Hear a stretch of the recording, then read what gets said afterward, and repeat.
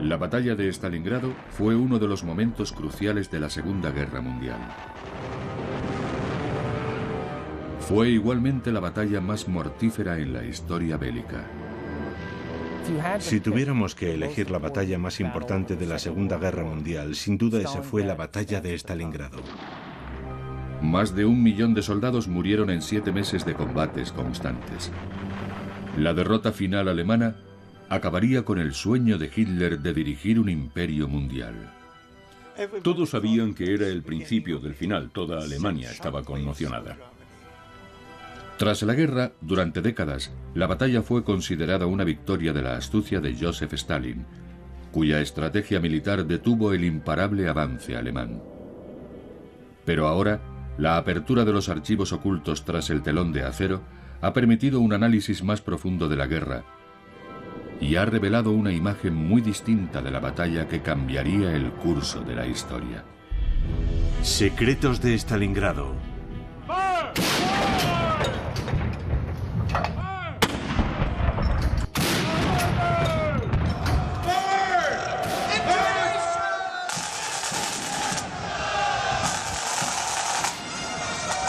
Aquí, en la legendaria Academia Militar de la Ciudadela en Carolina del Sur, David Glantz, coronel retirado e historiador militar, ha dedicado su carrera a estudiar la guerra en el frente oriental.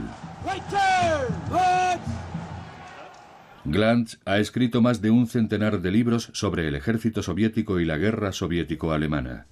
Es uno de los principales expertos mundiales en el tema, pero recientemente se ha visto obligado a revisar su visión de la victoria más famosa de Stalin. Todas las preguntas que tenía han sido contestadas ahora.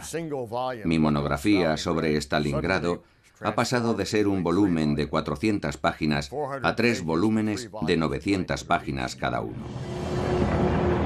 La batalla decisiva se libró por toda Ucrania y el sur de Rusia durante la segunda mitad de 1942. Terminaría convirtiéndose en una sangrienta guerra de desgaste en el interior y en los alrededores de la gélida ciudad de Stalingrado. Cuando las últimas fuerzas del eje se rindieron el 2 de febrero de 1943, la historia de la guerra se inclinó a favor de Stalin. Durante años, los historiadores creyeron que el dictador soviético había hecho caer a Hitler en la trampa, que la victoria del ejército rojo sobre el poderoso ejército nazi fue un golpe maestro del ingenio de Stalin. Pero esa versión de la historia fue escrita por los vencedores, y la verdad es mucho más compleja. La batalla de Stalingrado fue un choque titánico entre 2 de los dictadores más infames del mundo, Joseph Stalin y Adolf Hitler. Hitler creía que el régimen comunista era el resultado de una conspiración judía, ya que muchos de los más destacados fundadores del movimiento comunista, incluido León Trotsky, eran judíos. El Führer quería que el país fuera destruido a cualquier precio.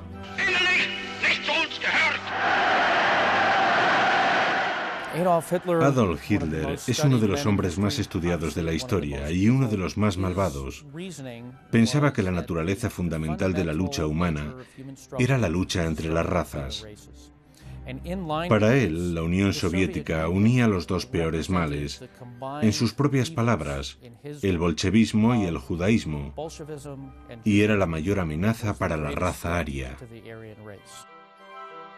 Stalin, por otro lado, era un megalómano que solo buscaba el poder. Stalin era diferente. Stalin era un tirano, como Iván el Terrible. Era un genio de la intriga. Era como el mago de Oz, pero un mago de Oz malvado. El padre de Sergei, Nikita Khrushchev, conoció muy bien a Stalin. Nikita se convertiría más adelante en el líder de la Unión Soviética, pero durante la Segunda Guerra Mundial era comisario político y miembro del Consejo Militar de Stalin. Fue testigo directo de las decisiones del dictador. En 1939, Stalin firmó un pacto de no agresión con Hitler. El pacto se convirtió de hecho en un salvoconducto de los nazis para invadir Polonia. El pacto fue una arriesgada maniobra de Stalin, una estrategia para ganar tiempo. En 1939, el ejército soviético no era rival para la poderosa maquinaria bélica alemana. Stalin quería que Hitler se distrajera con otras ofensivas, mientras él reconstruía las defensas soviéticas. Stalin era realista y sabía que tarde o temprano Hitler les atacaría. En 1942 no estaba preparado.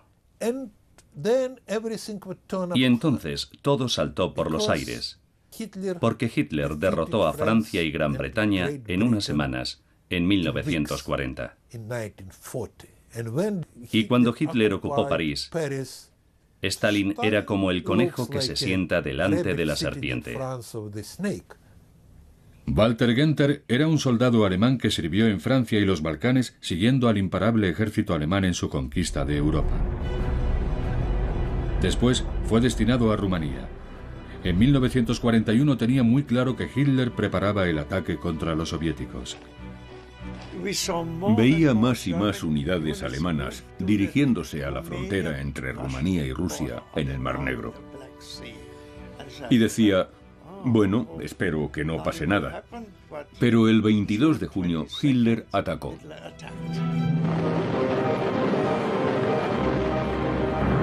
La ofensiva fue bautizada Operación Barbarroja, la invasión más grande de la historia.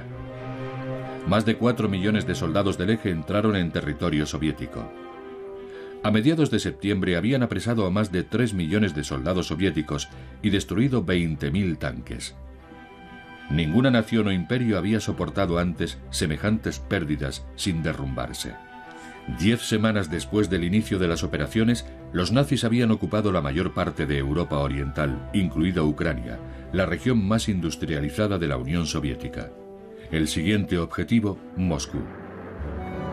Pero con el otoño llegaron las lluvias y el fango, deteniendo a los alemanes que esperaron a las heladas de noviembre para lanzar su ataque.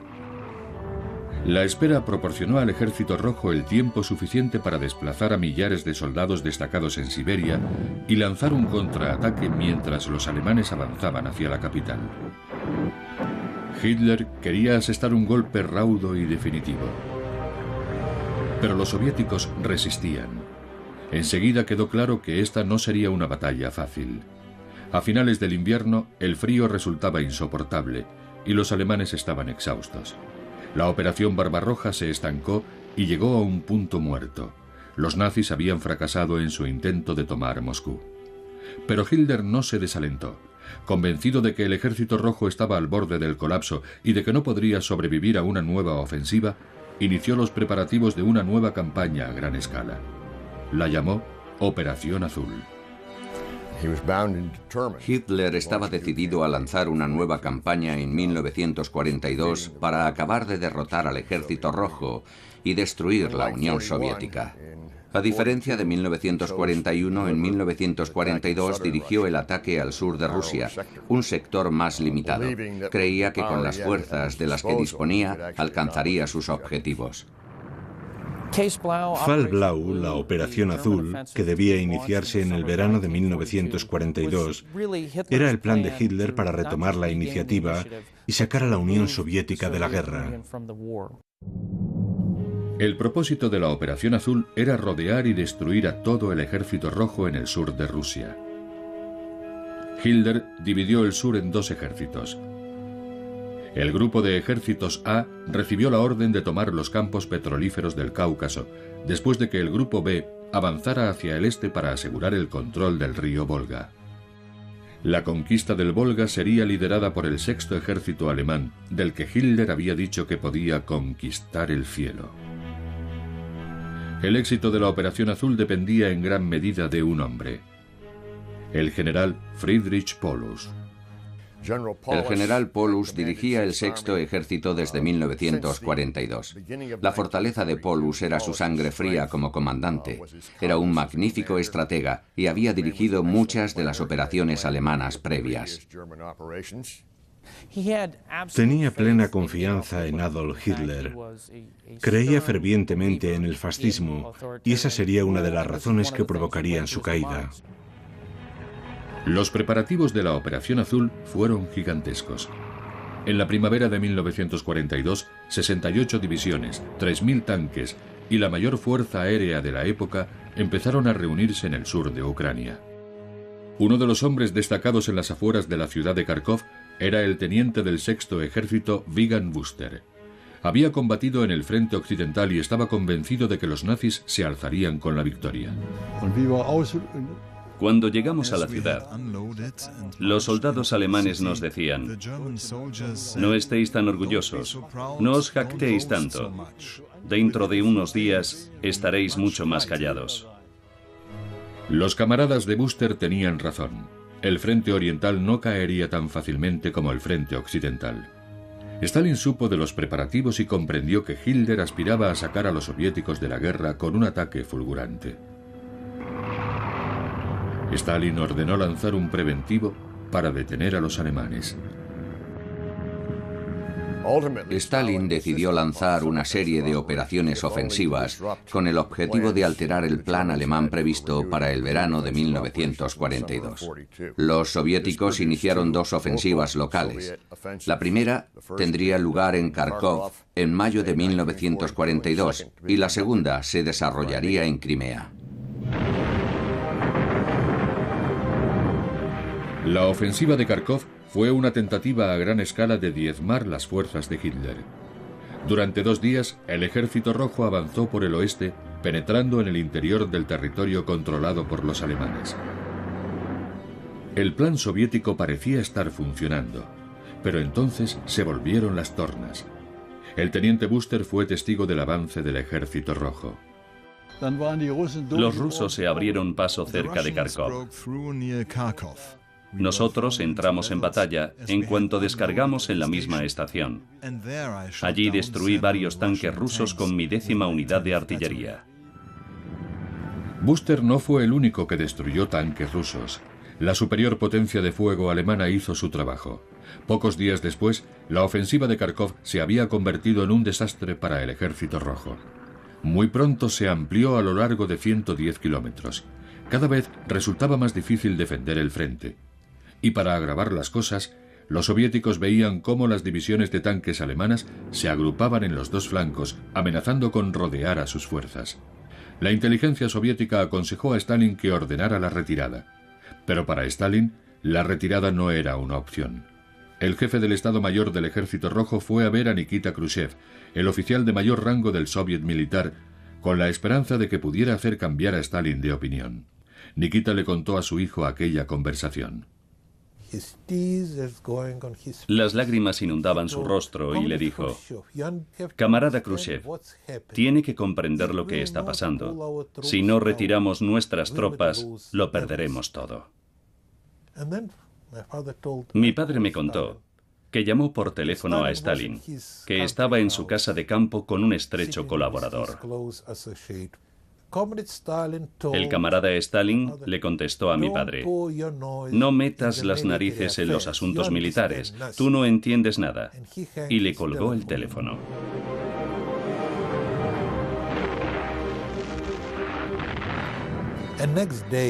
Al día siguiente, los alemanes lanzaron una ofensiva por ambos flancos. Rodearon a 500.000 de soldados y se perdió todo. En el sur, la ofensiva de Stalin en la península de Crimea también acaba en desastre. El ataque del Ejército Rojo no fue rival para el general nazi Erich von Manstein. Von Manstein era un héroe en Alemania por su trabajo en el frente occidental. Era el comandante del 11º ejército que había tomado Francia en pocas semanas. No tuvo ningún problema para rechazar el ataque ruso. Los efectos de estas derrotas fueron catastróficos para los soviéticos, porque significaba que en la víspera de la Operación Azul alemana, la campaña de verano alemana, el Ejército Rojo había sido despojado de aproximadamente 500.000 de soldados que defendían el sur de Rusia.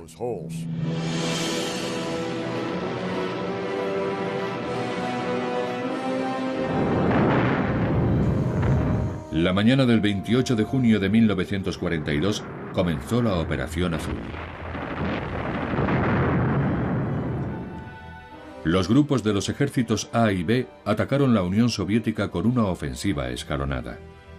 El primero en atacar fue el Grupo B, incluido el sexto ejército del general Paulus. Después, el Grupo A avanzó hacia los importantes campos petrolíferos del Cáucaso.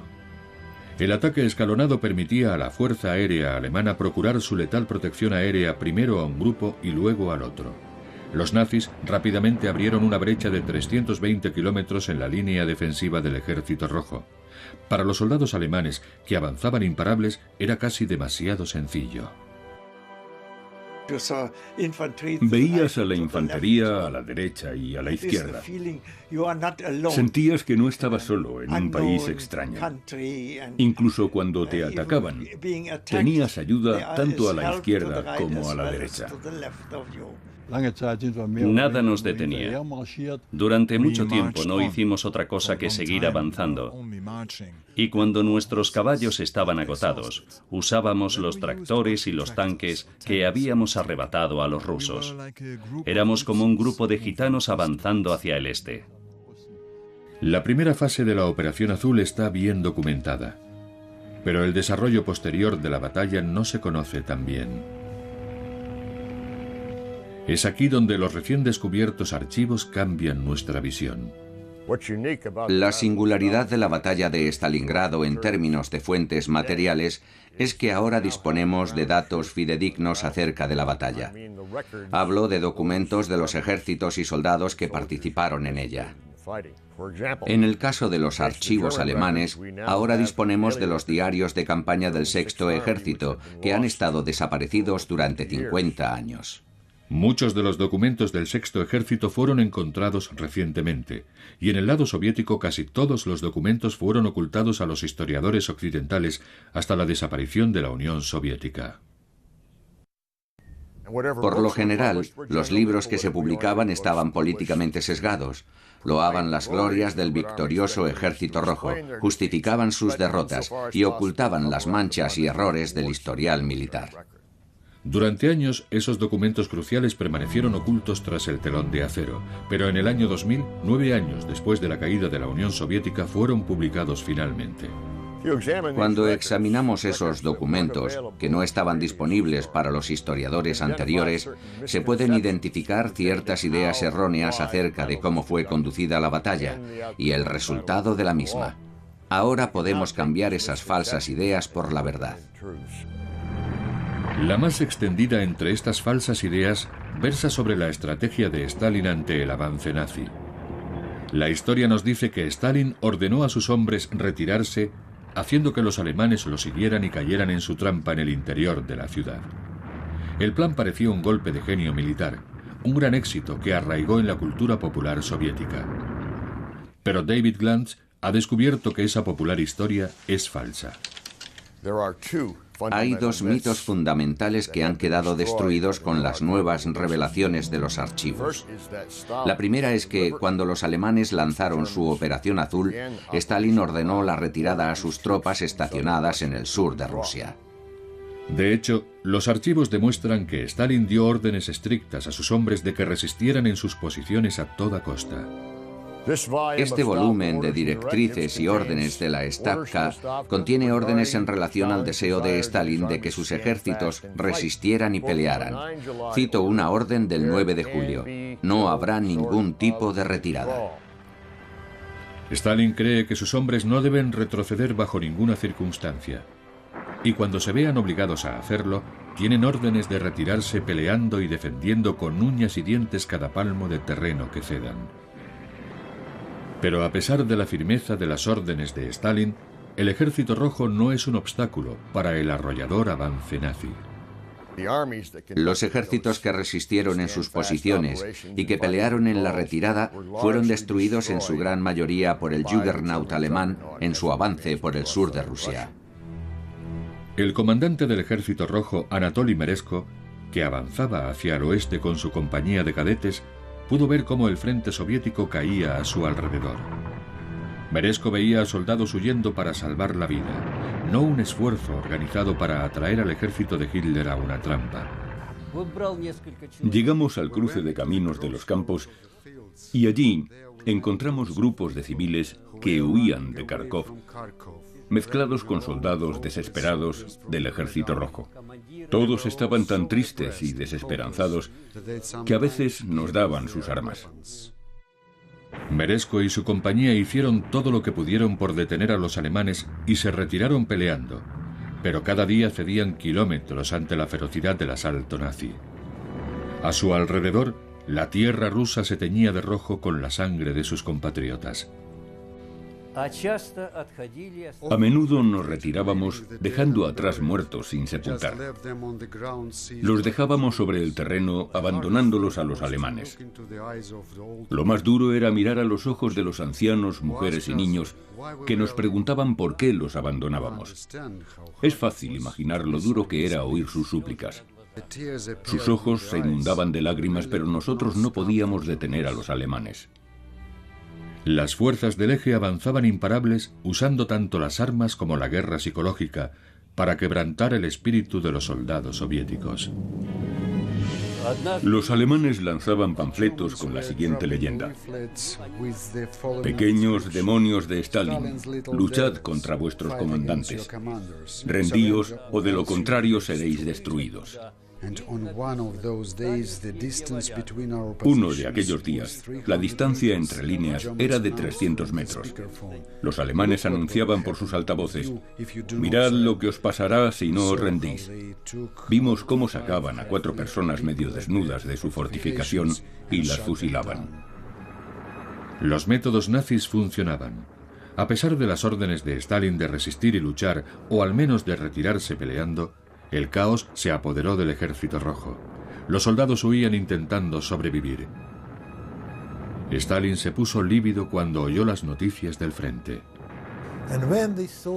Cuando vieron la magnitud de la derrota y a los alemanes avanzando por todas partes, sin posibilidad alguna de detenerlos, Stalin llamó a Khrushchev, mi padre, y le dijo: ven a Moscú. Como jefe del soviet militar, Khrushchev sabía que sería el blanco de la ira de Stalin. Khrushchev, mi padre, fue a la dacha de Stalin. Este le dijo: camarada Khrushchev, ¿recuerda aquel general del ejército imperial ruso que perdió la batalla en Prusia Oriental en 1914? Y mi padre dijo: sí, recuerdo que fue el general Samsonov y que se suicidó. Entonces Stalin le dijo: por favor, acaba tu sopa. Y no le contestó. Pero mi padre no quería suicidarse. En realidad pensaba que no había sido culpa suya, sino de Stalin. Hoy, los estrategas militares están de acuerdo. La mayoría cree que si Stalin hubiera ordenado una retirada organizada, dando tiempo a sus hombres para reagruparse, podría haber restablecido sus defensas evitando la masacre que tuvo lugar. Pero Stalin se opuso férreamente a la retirada. De hecho, los archivos recientemente descubiertos demuestran lo lejos que estaba dispuesto a llegar para detener la ofensiva nazi. A los ojos de Stalin, la resistencia era la prioridad máxima. Sus tropas debían seguir luchando. El 28 de julio de 1942, Stalin recurrió a medidas draconianas. La Orden 227 emitida por el comisario de Defensa proclamaba: ni un paso atrás.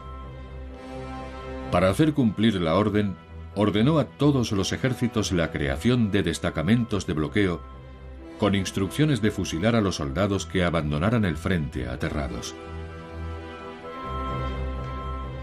Meresko esperaba que los destacamentos de bloqueo y los nuevos refuerzos, como sus cadetes, ayudaran a detener las oleadas de soldados que huían.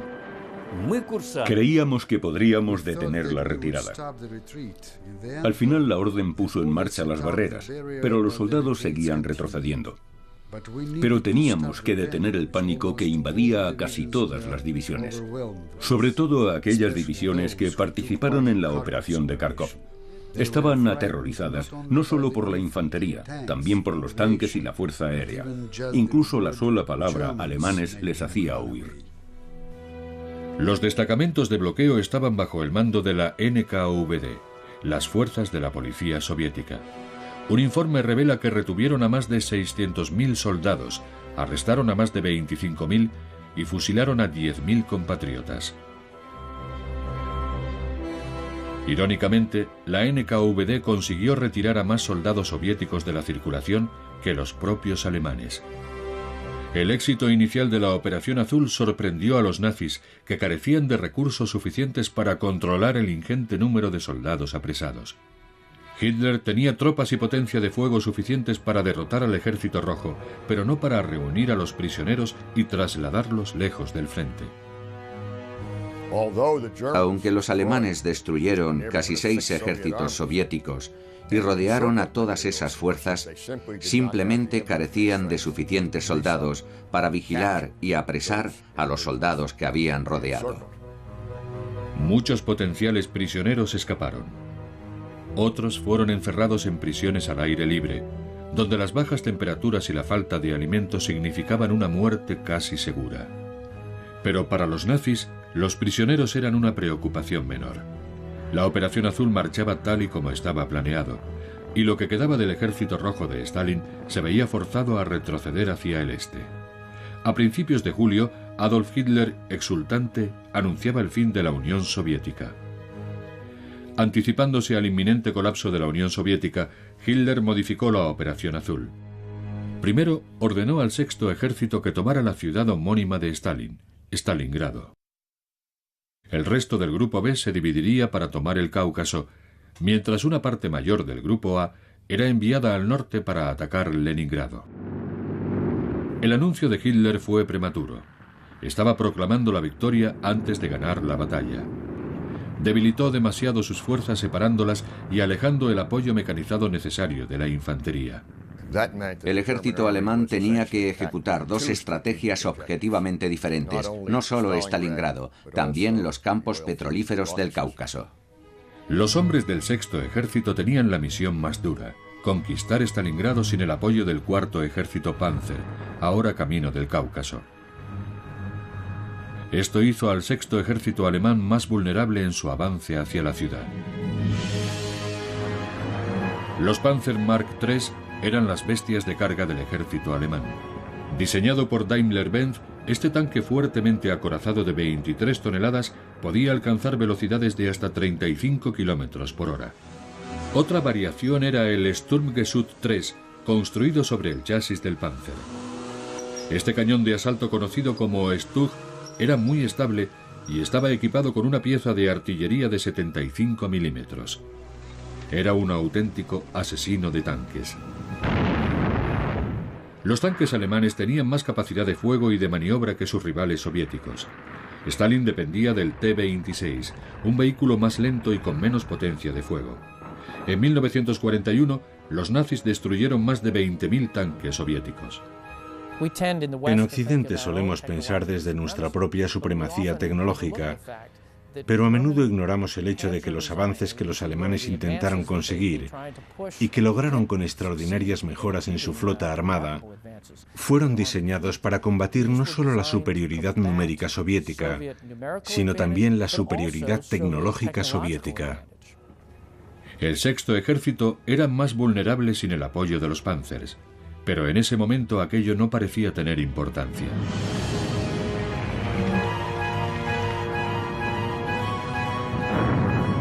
En julio de 1942, la resistencia soviética se desmoronaba y las tropas de Hitler avanzaban hacia Stalingrado.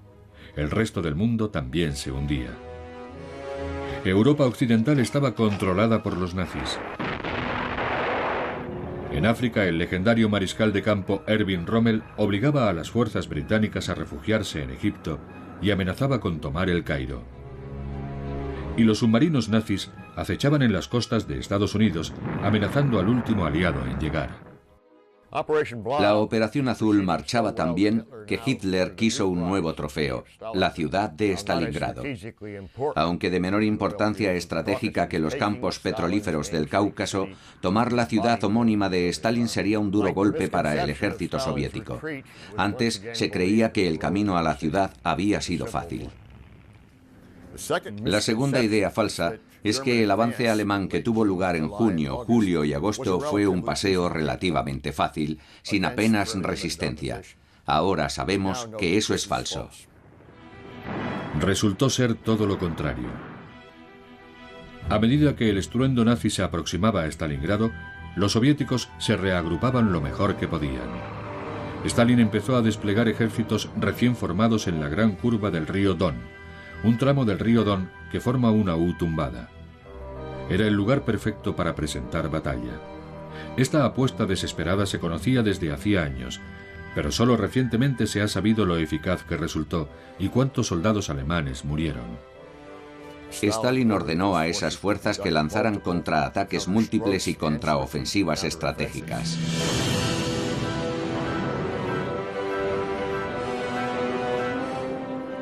La lucha era feroz. Era la primera contraofensiva del Ejército Rojo desde el inicio de la Operación Azul. Los dos bandos se encontraron en Voronezh, una ciudad próxima al Don. Stalin envió a un ejército recién formado, el quinto ejército de carros de la Guardia, que entró en acción en el noroeste de Voronezh. Esta era una unidad letal dotada con el último tanque de Stalin, el T-34. Los soviéticos por fin tenían un arma que estaba a la altura del Panzer alemán. La producción del T-34 comenzó en 1940, pero solo en el 42 empezó a reinar en el campo de batalla, justo a tiempo para llevar el miedo a los corazones de los confiados soldados alemanes acostumbrados a la victoria. El T-34 fue el tanque soviético más numeroso de la Segunda Guerra Mundial. Se fabricaron unas 83.000 unidades y su fabricación era fácil, sencilla y rápida. Se le considera el mejor tanque y el más completo de la Segunda Guerra Mundial. Tenía un blindaje inclinado y orugas anchas, por lo que era versátil, veloz y fácil de maniobrar en cualquier terreno. El motor diésel de 12 cilindros era muy potente y alcanzaba los 55 kilómetros por hora. Llevaba un cañón de 76 milímetros y dos ametralladoras de 7,62 milímetros. Solo había una cosa que todo el mundo temía: el tanque ruso T-34. Un cañón normal no podía atravesar el blindaje frontal del tanque. Era necesario usar cañones de 7,5 milímetros que habitualmente se usaban contra la aviación. Si intentabas destruir un T-34 con un cañón antitanque de, digamos, 37 milímetros, el proyectil rebotaba en el blindaje frontal e incluso en los laterales. Se trataba sin lugar a dudas de un tanque seguro, con gran potencia de fuego, y su tripulación estaba muy protegida.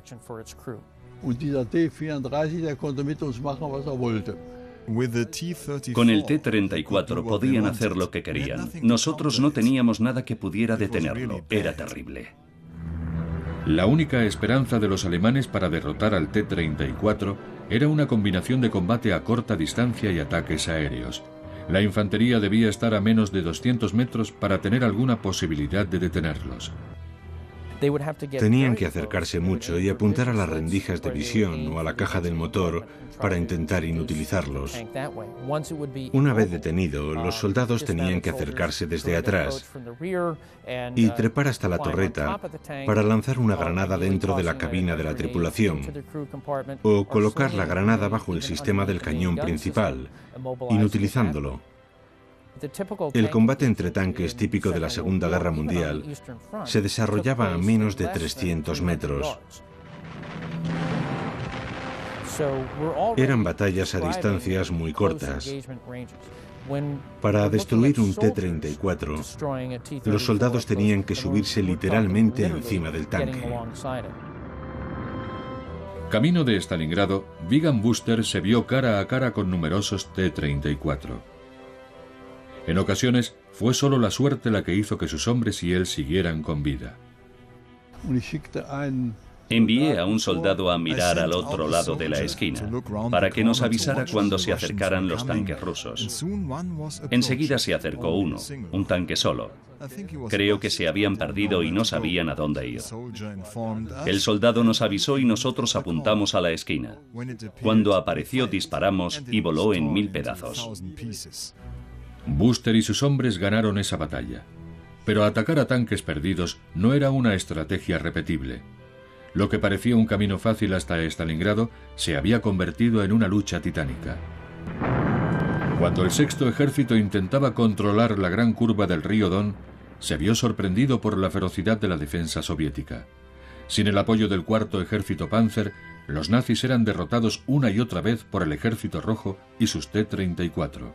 Cuando el Sexto Ejército del general Paulus intentó avanzar hacia el este, los soviéticos, con su 62º ejército y 2 nuevos ejércitos de tanques, le infligieron severas pérdidas, puede que de hasta 10.000 hombres, impidiendo que el Sexto Ejército alcanzara su objetivo durante al menos 3 semanas. Las bajas fueron mucho más numerosas de lo que se creía hasta ahora. La contraofensiva soviética estaba causando estragos. Hubo una mala experiencia. Fue con un joven teniente que lo sabía todo y al que no se le podía convencer de que debía tener cuidado, aunque no tuviese contacto con los rusos. Cogió su unidad, unos 50 soldados a su derecha y 25 a su izquierda, y de alguna forma consiguió atravesar las líneas rusas. Nosotros no sabíamos exactamente a dónde iban. Los rusos esperaron hasta que los alemanes se acercaron a unos 15 metros y los mataron a todos. De 50 soldados solo sobrevivieron 2. El ejército del que Hitler había presumido que podía conquistar el cielo avanzaba a duras penas por el sur de Rusia. El Sexto Ejército estaba seriamente mermado cuando finalmente consiguió llegar a las orillas del Don. Eso significa que cuando Paulus inició el asalto a Stalingrado, lo hizo con sus fuerzas seriamente mermadas. Finalmente, eso le pasaría factura en la eficacia del asalto. Pero fue aquí, sobre las colinas que dominan el río Don, donde la maquinaria de guerra alemana pareció recuperarse y volver a tomar la iniciativa. El siguiente objetivo del general Paulus era tomar el istmo que conducía a Stalingrado. Esta vez recibiría ayuda. Hitler, exasperado por los lentos progresos del Sexto Ejército en la gran curva del río Don, ordenó regresar del Cáucaso al Cuarto Ejército Panzer. El general Paulus planeó un ataque en 2 frentes. El Sexto Ejército atacaría la ciudad desde el norte, mientras el Cuarto Ejército Panzer atacaría desde el sur. Los 2 ejércitos se encontrarían en Stalingrado, junto a las orillas del Volga. El 22 de agosto, las primeras unidades alemanas cruzaban el río Don, estableciendo una cabeza de puente en la orilla este. Al amanecer del 23 de agosto entraron los vehículos blindados. Con superioridad aérea completa, el rugido de los motores de los tanques del general Paulus rompía el silencio matutino. El asalto final a Stalingrado había empezado. Oímos el estruendo en la estepa. Un montón de tanques enemigos avanzaban hacia nosotros. Los alemanes atacaron con un cuerpo blindado que destruyó las defensas de nuestras 2 pequeñas divisiones. Los tanques no encontraron ninguna resistencia y entraron en Stalingrado en formación de desfile. El flanco derecho de nuestro batallón de cadetes se vio sorprendido por los tanques. Un pequeño número de tanques se separaron del desfile y arrollaron vivos a los cadetes. Eso ocurrió aproximadamente a 1 kilómetro de nosotros. Todos los cadetes lloraban de impotencia. Nuestros amigos estaban muriendo y no podíamos ayudarles. Aquella misma tarde, el Sexto Ejército dominaba el Volga desde los barrios del norte de Stalingrado. El general Paulus lanzó a la Fuerza Aérea Alemana. A las 4 de la tarde, en el cielo, apareció un enjambre de aviones aproximándose en oleadas a Stalingrado. Había empezado el bombardeo de la ciudad. Las columnas de humo negro se elevaban varios kilómetros en el cielo. Por la noche, Stalingrado ardía en llamas. Los bombardeos prosiguieron durante días. Murieron más de 200.000 civiles. Murieron más civiles en Stalingrado que en los ataques nucleares de Hiroshima y Nagasaki juntos. La ciudad quedó reducida a escombros. Hitler esperaba su trofeo. En Moscú, Stalin estaba furioso por el fracaso de sus fuerzas y la aparentemente inevitable caída de su ciudad homónima. Fiel a su costumbre, Stalin dirigió su ira hacia sus camaradas, tanto políticos como militares. Nikita Khrushchev pensó que iba a ser eliminado. Stalin le dijo, vuelve al frente. Y mi padre pensó, seguro que me arresta en el coche. Porque era costumbre de Stalin detener a la gente cuando salía de su residencia. Así que pensó, ¿qué hago? ¿Qué puedo hacer? Y contó, fui hasta el aeródromo militar y nadie me arrestó. Luego subí al avión y volé hasta el frente. Solo me sentí a salvo cuando llegué a Stalingrado. En aquella época estaba mucho más seguro en Stalingrado que en Moscú. Khrushchev temía más a Stalin que a las bombas nazis. Las bombas seguían cayendo y los soldados alemanes cada vez estaban más cerca de las humeantes ruinas de la ciudad. Estaba a punto de comenzar la sangrienta guerra urbana que sería documentada también después de la guerra. Menos conocidas fueron una serie de duras batallas libradas en el sector norte de la ciudad. David Glantz ha descubierto que esas batallas olvidadas fueron un punto crucial en la guerra. En ellas se decidiría el destino de Alemania antes incluso de que los nazis pisaran Stalingrado. Fue aquí, en un lugar llamado Kotluban, donde los rusos consiguieron su mayor éxito. Fue aquí, y no en Stalingrado, donde cambió el curso de la guerra.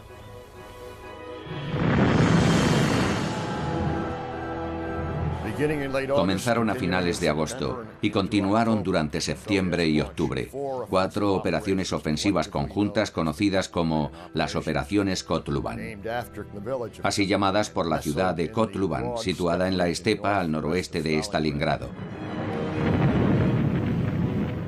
En esas operaciones, los soviéticos lanzaron entre 2 y 4 ejércitos en ataques casi suicidas contra el flanco norte alemán. Coordinados apresuradamente y pésimamente controlados, estos ataques causaron más de 200.000 bajas en el Ejército Rojo. Eran misiones aleatorias y peligrosas que retrasaron el ataque alemán, pero que pusieron a soldados como Anatoly Meresko al borde de la muerte. El 24 de agosto nos dijeron que atacaríamos a los alemanes con el objetivo de cortar un pasillo de 8 kilómetros de longitud. Ni nuestro regimiento, ni la aviación, ni la artillería estaban entrenados para ese ataque. Atacamos a ciegas, cortamos el pasillo, pero sufrimos muchas bajas. Después de 2 días, los alemanes enviaron más refuerzos y nos obligaron a retroceder. Las numerosas bajas y el éxito final alemán relegaron esas batallas a meras notas a pie de página de la historia. Otro fracaso soviético en los prolegómenos de la batalla de Stalingrado. Pero la historia tiene otra lectura. Los soviéticos sufrieron pérdidas espantosas en los enfrentamientos de Kotluban, tanto en vidas humanas como en tanques. El 6º ejército del general Paulus ahora tendría que tomar la ciudad de Stalingrado con la infantería fundamentalmente, ya que el 14º ejército de Panzers estaba atrapado en otra parte. Las batallas de Kotluban aislaron a los tanques de Paulus, por lo que el 6º ejército alemán se vio obligado a seguir avanzando con escaso apoyo mecanizado. Glantz opina que gracias a eso, Stalingrado tuvo una oportunidad para sobrevivir.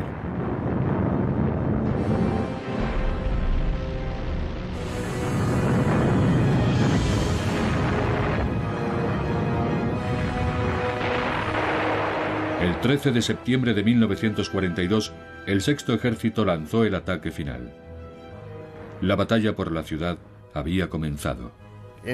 Stalingrado se convirtió básicamente en un matadero al que el Sexto Ejército envió en septiembre a un tercio de sus fuerzas. A finales de noviembre estaba allí todo el ejército.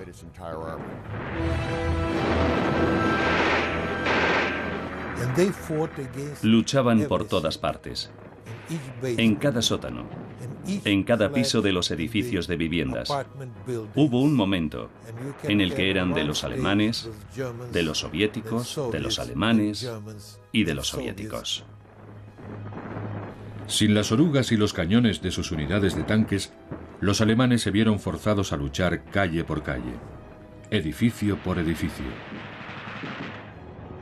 Lo que pasaba es que llegaba una división alemana con una capacidad medio alta en términos de combate, y 2 semanas después de entrar en combate, su capacidad era débil o estaba agotada. Al otro lado de la línea de fuego, los soviéticos hacen exactamente lo mismo, pero economizando sus fuerzas.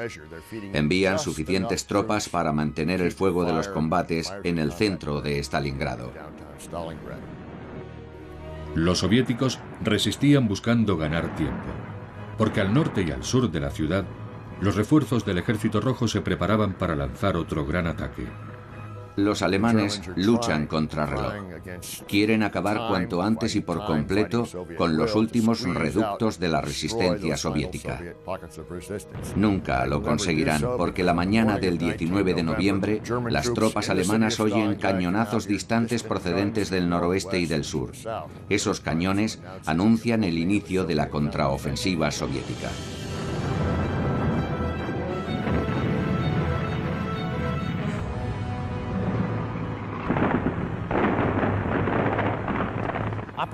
La Operación Urano fue el esfuerzo soviético por cerrar el círculo, para aplicar 2 pinzas masivas, una por el norte y otra por el sur. Los soviéticos sabían que las líneas alemanas eran débiles y pronto las atravesaron. Más de 1 millón de soldados del Ejército Rojo rodearon a las tropas alemanas. 3 días más tarde, la pinza soviética se cerraba cerca de la ciudad de Karachi, atrapando a más de 270.000 hombres. Para los alemanes solo quedaba una esperanza. El alto mando pidió ayuda al mariscal de campo von Manstein, a quien Hitler previamente había enviado al norte, a Leningrado. Ahora recibe órdenes de que vuelva al sur y organice la operación de rescate. La mañana del 12 de diciembre, el Sexto Ejército oye el estruendo de la batalla en la distancia, mientras los hombres de Manstein se aproximan. Pero el mariscal de campo, cuyo plan de batalla había servido para conquistar la mayor parte de Europa occidental, no logra romper el cerco soviético. Cuando los cañones de la fuerza de socorro de Manstein son silenciados, el Sexto Ejército, rodeado, es consciente de lo sucedido. Los soviéticos iniciaron el asalto final con la mayor descarga de artillería pesada de la historia. Los alemanes estaban en las últimas. En enero, Adolf Hitler asciende al general Paulus a mariscal de campo. Pero difícilmente se trata de un honor. Ningún mariscal de campo se ha rendido nunca. Es la manera que tiene el Führer de decirle al general Paulus que luche hasta la muerte o se suicide. Rendirse en la ciudad con el nombre de su enemigo no es una opción para Hitler. Pero Paulus, por primera vez en su carrera, duda de si seguir las órdenes de Hitler. Ve la matanza a su alrededor. 2/3 de sus 270.000 hombres han muerto. Y aquellos que han sobrevivido están hambrientos, ateridos de frío y seguros de la derrota. El 31 de enero de 1943, el general Paulus desafía al Führer y se entrega prisionero. La batalla de Stalingrado ha terminado.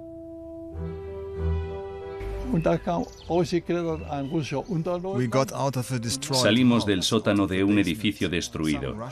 Los soldados rusos nos esperaban allí apuntándonos con sus ametralladoras. Nos desarmaron, por supuesto. Estábamos tan cansados que no nos importó. Yo estaba tan apático que ni siquiera sentía miedo de nada. A 1.600 kilómetros de distancia, en Alemania, la impensable noticia de que el legendario Sexto Ejército ha sido vencido conmociona al país. La noticia de la derrota en Stalingrado corrió por toda Alemania, conmocionando al pueblo alemán. Centenares de miles de familias alemanas tenían soldados destinados en la batalla. Sabían que habían perdido a sus hijos, que habían perdido a sus maridos, que él no volvería a casa. Ninguna batalla o campaña antes había sacudido a Alemania de semejante forma. La batalla de Stalingrado duró más de 7 meses. En ella murieron más de 750.000 soviéticos y más de 850.000 soldados de las fuerzas del eje. Del 500.000 de civiles que vivían en la ciudad, solo quedaron 1.500. Corría el invierno de 1943, y aunque la victoria en Europa no sería oficial hasta más de 2 años después, la derrota alemana era ya inexorable. Los soviéticos defendieron Stalingrado y 26 meses después sitiaron Berlín. La invasión de Normandía fue el golpe definitivo en el oeste. Pero si los soviéticos no hubieran derrotado a los nazis en Stalingrado, la guerra podría haber tenido un final diferente. El impacto de la batalla de Stalingrado en el curso y en el desenlace de la Segunda Guerra Mundial, especialmente en la parte soviético-alemana de la guerra, es fundamental. Es fundamental porque la batalla de Stalingrado mostró claramente a todos los implicados que Alemania iba a perder la guerra.